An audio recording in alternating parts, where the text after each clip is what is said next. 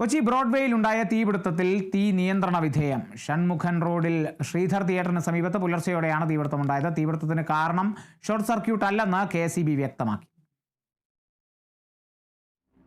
ശ്രീധർ തിയേറ്ററിന് സമീപത്തെ 4 നില കെട്ടിടത്തിൽ പുലർച്ചെയുണ്ടായ തീപിടുത്തത്തിൽ വലിയ നാശനഷ്ടങ്ങളാണ് ഉണ്ടായത്. ഫാൻസിയും കളിപ്പാട്ടങ്ങളും വിൽക്കുന്ന 12ഓളം കടകളും അവയുടെ ഗോഡൌണുകളും കത്തിനശിച്ചു. അഗ്നിരക്ഷാ സേനയുടെ 12 യൂണിറ്റുകളെത്തി 1.5 മണിക്കൂറോളം നീണ്ട പരിശ്രമത്തിനൊടുവിലാണ് തീ പൂർണ്ണമായും അണച്ചത്.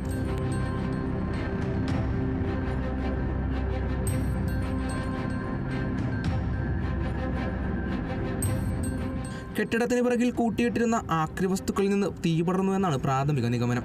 തീപിടുത്തത്തിന് കാരണം ഷോർട്ട് സർക്യൂട്ട് അല്ലെന്ന് KSEB വ്യക്തമാക്കിയിട്ടുണ്ട്. ഹൈബിയുടെ MP, Kochi mayor VK Minimol, deputy mayor Deepak Joy എന്നിവർ സ്ഥലം സന്ദർശിച്ചു. വിഷയത്തിൽ കൃത്യമായ നടപടികൾ സ്വീകരിക്കുമെന്ന് മേയർ പറഞ്ഞു.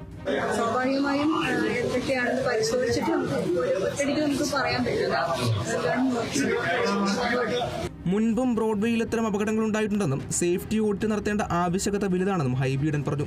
ഇതിനു മുൻപും ബ്രോഡ്വേ ഈ പ്രദേശത്ത് ഇത്തരത്തിലുള്ള വളരെ കാലപ്പഴക്കം ചെന്ന കെട്ടിടങ്ങളുണ്ട്. അപ്പോൾ ഒരു സേഫ്റ്റി ഓഡിറ്റ് നടത്തേണ്ട ഒരു സാഹചര്യമുണ്ട്. ബഹുമാനപ്പെട്ട നഗരസഭയുടെ അധ്യക്ഷയും കളക്ടറും പോലീസും ഫയറും അതുപോലുള്ള എല്ലാ ഇലക്ട്രിക്കൽ ഇൻസ്പെക്ടറേറ്റ് അടക്കം ഒരു ഓഡിറ്റ് നടത്തി ഒരു പ്രോപ്പർ പ്ലാൻ തയ്യാറാക്കണം. അല്ലെങ്കിൽ നിരന്തരമായി ഈ വിഷയം ആവർത്തിച്ചുകൊണ്ടിരിക്കും. ക്രിസ്മസ് വിപണിയെ തുടർന്ന് വലിയ തിരക്കായിരുന്നു കഴിഞ്ഞ ദിവസങ്ങളായി ബ്രോഡ്വേയിൽ ഉണ്ടായിരുന്നത്.